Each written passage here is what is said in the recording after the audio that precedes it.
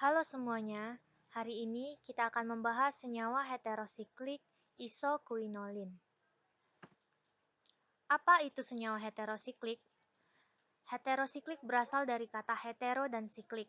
Hetero artinya atom selain karbon, sedangkan siklik artinya struktur cincin.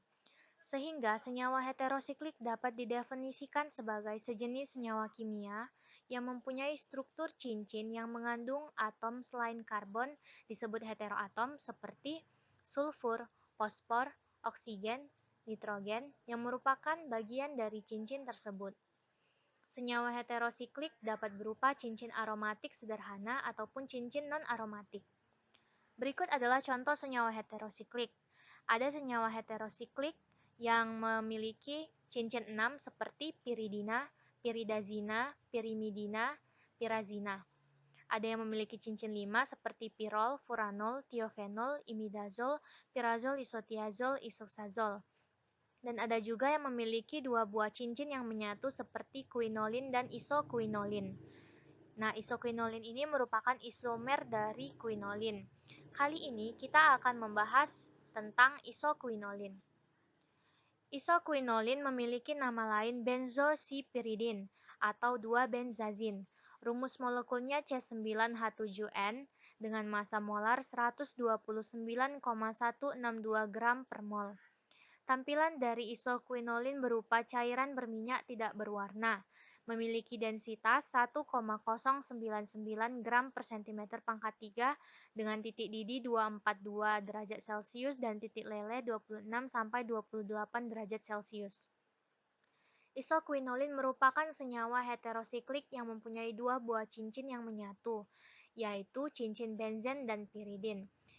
Bisa kita lihat strukturnya pada gambar berikut. Di sebelah kiri merupakan cincin dari benzen, sedangkan yang di sebelah kanan yang memiliki atom N merupakan cincin piridin. Isoquinolin dapat disintesis dengan beberapa metode. Yang pertama yaitu metode Bisler-Napelarsky, di mana pada metode ini beta-aryl etilamid akan diubah atau dikonversikan menjadi dihidroisoquinolin dengan PoCl3 menggunakan pemanasan atau reflux.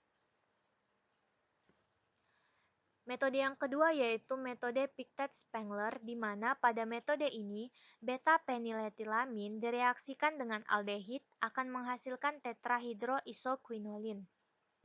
Metode yang ketiga adalah metode Pomeranz-Fritsch, di mana pada metode ini aromatik aldehid atau bisa juga dengan benzaldehid akan dikondensasikan dengan aminoasetal menghasilkan isoquinolin. Ada beberapa reaksi pada isoquinolin. Yang pertama yaitu reaksi substitusi elektrofil. Pada reaksi ini, cincin yang diserang adalah cincin benzen pada atom C5 dan C8. Isoquinolin akan mengalami nitrasi dengan adanya asam nitrat dan bantuan asam sulfat sehingga menghasilkan dua buah produk, yaitu 5-nitroisoquinolin sebanyak 70% dan 8-nitroisoquinolin. Yang kedua adalah reaksi substitusi nukleofilik. Reaksi ini merupakan tipe reaksi Cici-Babin. Pada reaksi ini, cincin yang diserang adalah cincin piridin pada atom C1 dan akan menghasilkan aminoisoquinolin. Mekanismenya adalah sebagai berikut. Isoquinolin direaksikan dengan natrium amida. Natrium memiliki muatan positif sedangkan amida negatif, sehingga amida yang bermuatan negatif akan menyerang C1 pada isoquinolin dan membuat ikatan rangkap antara C1 dan 2 diputus sehingga atom N akan kelebihan elektron. Kemudian, atom H pada C1 akan melepaskan diri sehingga elektron yang berlebih pada N akan kembali membentuk ikatan rangkap. Lalu, atom H- yang tadi dilepas akan menarik atom H dari NH2 sehingga membentuk H2 yang kemudian akan dieliminasi.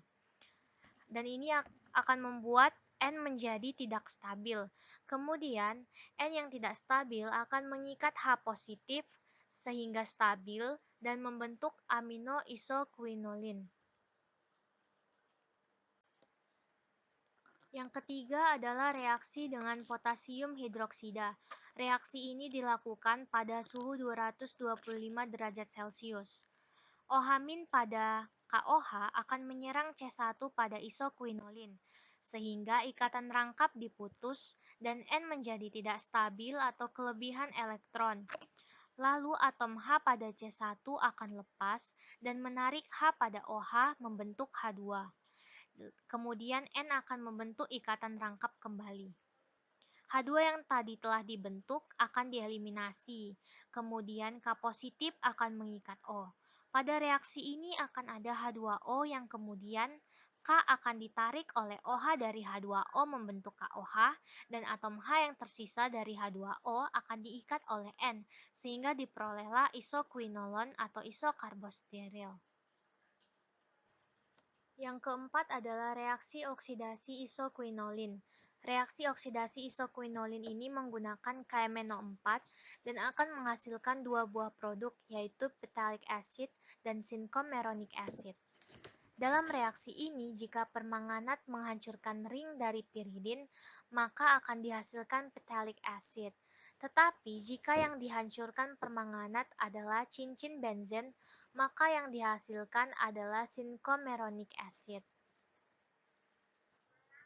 Yang kelima adalah reduksi isoquinolin. Reaksi reduksi isoquinolin akan menghasilkan hasil yang berbeda jika redasing agent yang digunakan juga berbeda. Contohnya, jika isoquinolin direaksikan dengan redasing agent berupa etil 2-ALH, maka yang akan dihasilkan adalah 1,2-dihidroisoquinolin. Tetapi, jika isoquinolin direaksikan dengan redasing agent berupa natrium etil OH, maka yang dihasilkan adalah 1,2,3,4-tetrahidroksi-isoquinolin.